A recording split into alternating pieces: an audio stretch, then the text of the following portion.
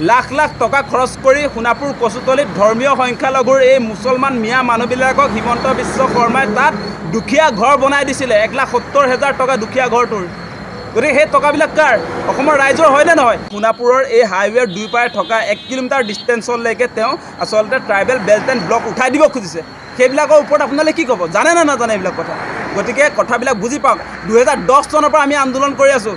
সোণাপুৰক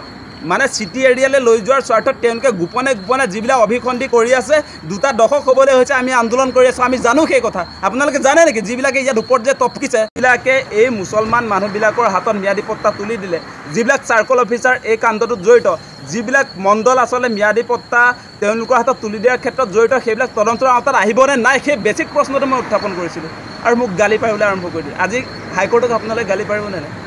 আজি হাইকোৰ্টে মই কোৱা কথাখিনিকে যে কৈ দিছে আপোনালোকে নিশ্চয় দেখিছে হাইকোৰ্টে সোণাপুৰ কচুতলিত যেতিয়া উচ্ছেদ হৈছিলে ধৰ্মীয় সংখ্যালঘুৰ ওপৰত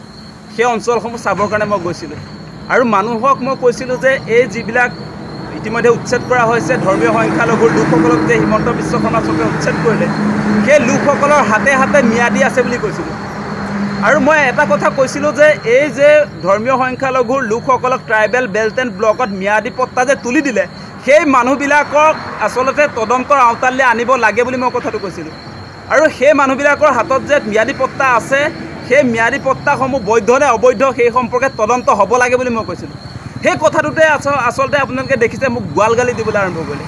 আৰু একেটা কথাই আজি চাওক আজি হাইকোৰ্টে একেটা কথাই কৈছে যে যিসকল ধৰ্মীয় সংখ্যালঘুৰ লোকক আজি সোণাপুৰ কচুতলি উচ্ছেদ কৰা হৈছিলে সেই লোকসকলৰ যিবিলাক ম্যাদী পট্টা আছে সেইবিলাক 1923তে তেওঁলোকে পাইছিলে আৰু সেইবিলাক আচলতে আয়ুক্তই আমাৰ কামৰূপ মহানগৰ আয়ুক্তই সেইবিলাক পৰীক্ষা কৰিবৰ কাৰণে আজি হাইকোৰ্টে ডিৰেকশ্যন দিছে আৰু মই কি কৈছিলোঁ মই একেটা কথাই কৈছিলোঁ যে যিবিলাক মানুহক ইতিমধ্যে উচ্ছেদ কৰা হৈছিলে প্ৰথম অৱস্থাটো তেওঁলোকক অবৈধ বাংলাদেশী বুলি কোৱা হৈছিলে আৰু মই যেতিয়া অবৈধ বাংলাদেশী বুলি নিউজবিলাকত দেখিবলৈ পালোঁ তেতিয়াহ'লে মইতো ডিমৰীয়া অঞ্চলৰ এজন নাগৰিক হিচাপে মইতো যাব লাগিব সঁচা নে মিছা মোৰ নিজৰ সমষ্টিটোত যিহেতু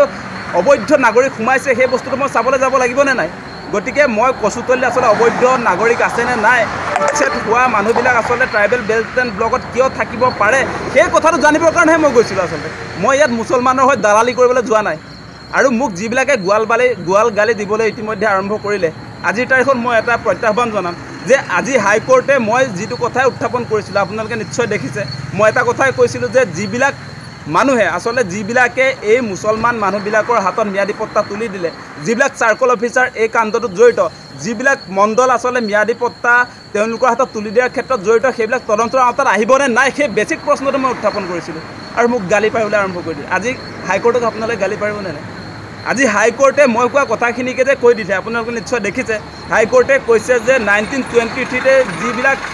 মুছলমান মানুহে তাত ম্যাদী পট্টা পাইছে সেই ম্যাদীবিলাক পৰীক্ষা নিৰীক্ষা কৰিবৰ কাৰণে ইতিমধ্যে ডিচিৰ ওচৰত তেওঁলোকে এইবাৰ দাখিল কৰিব লাগে বুলি কৈছে সেই কথাটো বুজি পাইছে নাই মই মুছলমানৰ দালাল নহয় মুছলমানে মোক একো দিয়াও নাই মুছলমানৰ কাৰণে মই একো পায়ো থকা নাই আৰু এটা কথা কৈ থওঁ দেই এটা কথা কৈ থওঁ মই নিজে সোণাপুৰ ট্ৰাইবেল বেল্ট এণ্ড ব্লকত থকা আচলতে মই যোৰাবাটত থাকোঁ আপোনালোকে জানে যোৰাবাটত tribal belt and block area হোৱাৰ কাৰণে আমাৰ এই বৃহত্তৰ অঞ্চলটোত আমি মুছলমানক তাত সোমাবলৈ দিয়া নাই আমাৰ সেই দায়বদ্ধতা আছে আপোনালোকে মূল কথাটো বুজিব লাগিবনে নাই এতিয়া মূল কথা বুজি নোপোৱাকৈ মই নিজৰ কথাতে কৈছোঁ যে যোৰাবাট আমাৰ যিটো অঞ্চল সেই অঞ্চলত কিন্তু আমি কোনো মুছলমান মানুহক তাত মাটি ল'বলৈ দিয়া নাই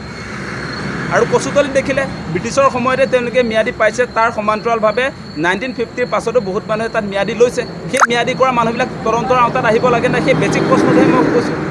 আৰু মই কি মুছলমানৰ পক্ষপাতি নেকি সেই কথাটো ক'বলৈ যাওঁতে মোক যে মুছলমানৰ এজেণ্ট বুলি ক'বলৈ আহিছে মই মুছলমানৰ এজেণ্ট নহয় মই সঁচাক সঁচা বুলি ক'ব পাৰোঁ মিছাক মিছা বুলি ক'ব পাৰোঁ তাৰ কাৰণে মই কাকো আচলতে কেয়াৰ কৰা মানুহ নহয়েই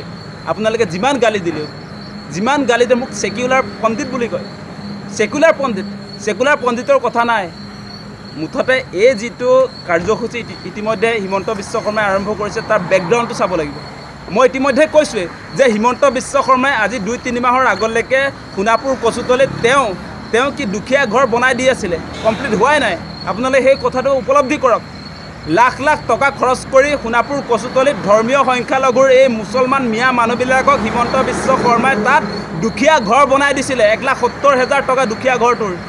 গতিকে সেই টকাবিলাক কাৰ অসমৰ ৰাইজৰ হয়নে নহয় সেই কথাবিলাক আপোনালোকে কিয় উপলব্ধি নকৰে সেই মানুহজনেই আপোনালোকে চাওক তেওঁৱে আপোনাৰ ধৰ্মীয় সংখ্যালঘুৰ লোকসকলক তাত আপোনাৰ দুখীয়া ঘৰ বনাই দিব। তাৰ পাছত যেতিয়া তেওঁৰ আচলতে পত্নী পৰিবাৰ তেওঁৰ নিজৰ যেতিয়া সম্পত্তিৰ যি পাহাৰসমূহ যিবিলাক আচলতে তেওঁ গঢ়িছে সেইবিলাক সম্পৰ্কত যেতিয়া সামাজিক মাধ্যমত সকলোৱে প্ৰশ্ন উত্থাপন কৰিছে সেইটো লুকুৱাবৰ কাৰণে এতিয়া উচ্ছেদ অভিযান আৰম্ভ কৰিছে। যেতিয়া ট্ৰেডিং কেলেংকাৰীত হিমন্ত বিশ্ব শৰ্মাৰ আশে পাশে থকা মানুহৰ কথা বতৰা যেতিয়া আহিছে তেতিয়া হিমন্ত বিশ্ব শৰ্মাই এই সোণাপুৰত উচ্ছেদ কৰিলে। কিন্তু আজি 3 মাহৰ আগলৈকে হিমন্ত বিশ্ব শৰ্মাই তাত আপোনালোকক কৈছোঁ আছাম টাইপৰ ঘৰ মানে আমাৰ দুখীয়া ঘৰ আপোনালোকে জানেতো সেই দুখীয়া ঘৰ তাতে বনাই দি আছিলে। সেই কথাবিলাক আপোনালোক সকলোকে আচলতে উপলব্ধি কৰিবলৈ অনুৰোধ জনাইছোঁ। মই মুছলমানৰ দালাল নহয়, মই এই কথা স্পষ্ট কৰি দিছোঁ। আজিও যোৰাবাটত আমি মুছলমান কোনো নাগৰিক তাত সোমাবলৈ দিয়া নাই। আমি প্ৰস্তাৱ লৈ থৈছোঁ। আমাৰ তাত মুছলমান tribal belt and block area আমি কোনো কাৰণতে মুছলমান মানুহ যিবিলাক আচলতে নন ট্ৰাইবেল মানুহ সেইবিলাক আমি আমাৰ নিজৰ অঞ্চলত সোমাবলৈ দিয়া নাই। সেই কথাবিলাক জানি লওক। মই যদি মুছলমানৰ এজেণ্ট হোৱা হ'লে আমিতো তাত বহুত টকা লৈ আমি মুছলমানক তাত বহাব পাৰিলোহেঁতেন। আমি সেই প্ৰস্তাৱ লৈ থৈছোঁ জানে। আমি ট্ৰাইবেল বেল্ট এণ্ড ব্লক সুৰক্ষা হোৱাটো বিচাৰোঁ। যধে মধে কৰ্পৰেট হাউচবিলাক আমাৰ ট্ৰাইবেল বেল্ট এণ্ড ব্লকটো গতাই দিয়াটো আমি নিবিচাৰোঁ। সেই মানুহ আমি আপোনালোকে মনত ৰাখক। লাহে লাহে ইতিমধ্যে হিমন্ত বিশ্ব শৰ্মাই এটা ষড়যন্ত্ৰ কৰিছে সোণাপুৰ হাইৱেৰ দুয়োপাৰে 1 কিলোমিটাৰ ৰেডিয়াছৰ ভিতৰলৈকে 1 কিলোমিটাৰ ৰেডিয়াছৰ ভিতৰত মানে তেওঁ ট্ৰাইবেল বেল্ট এণ্ড ব্লক উঠাই দিবলৈ যত্ন কৰি আছে। সেইবিলাক কথা চাব দেই। সেইবিলাক কথা চাব যিবিলাকে এতিয়া সেই উচ্ছেদটোক সমৰ্থন জনায়। আমি উচ্ছেদ সমৰ্থন কৰোঁ। উচ্ছেদ সমৰ্থন কৰিলে আমি অন্ধ হৈ নাযাওঁ। আমি তেওঁৰ আচলতে গোপন ষড়যন্ত্ৰবিলাকো উপলব্ধি কৰা মানুহ। তেওঁ যে সোণাপুৰৰ এই হাইৱেৰ দুয়োপাৰে থকা 1 কিলোমিটাৰ ডিষ্টেঞ্চলৈকে তেওঁ আচলতে ট্ৰাইবেল বেল্ট এণ্ড ব্লক উঠাই দিব খুজিছে। সেইবিলাকৰ ওপৰত আপোনালোকে কি ক'ব? জানে নে নাজানে এইবিলাক কথা? গতিকে কথাবিলাক বুজি পাওক। 2010 চনৰ পৰা আমি আন্দোলন কৰি আছোঁ। সোণাপুৰক মানে চিটি এৰিয়ালৈ লৈ যোৱাৰ স্বাৰ্থত তেওঁলোকে গোপনে যিবিলাক অভিসন্ধি কৰি আছে 2টা দশক হ'বলৈ হৈছে আমি আন্দোলন কৰি আছোঁ। আমি জানো সেই কথা। আপোনালোকে জানে নেকি যিবিলাকে ইয়াত ওপৰত যে টপকিছে